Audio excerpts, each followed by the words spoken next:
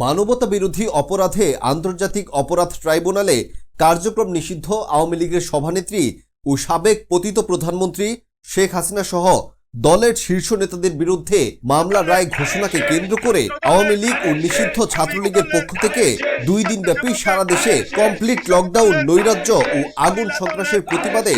ভালুকায় সোমবার সকাল থেকেই পৌর সদরের বিভিন্ন গুরুত্বপূর্ণ স্থানে পৌর বিএনপির আহ্বায়ক আলহাজ হাতেম খানের নেতৃত্বে পৌর বিএনপির অবস্থান কর্মসূচি ও প্রতিবাদ মিছিল অনুষ্ঠিত হয়েছে। এ সময় অবস্থান কর্মসূচি ও প্রতিবাদ মিছিলে পৌর বিএনপির যুগ্ম আহ্বায়ক আবুল কালাম আজাদ, আবু তাহের ফকির, জহির রায়হান, শ্রী স্বপন বণিক, পৌর বিএনপির সদস্য ও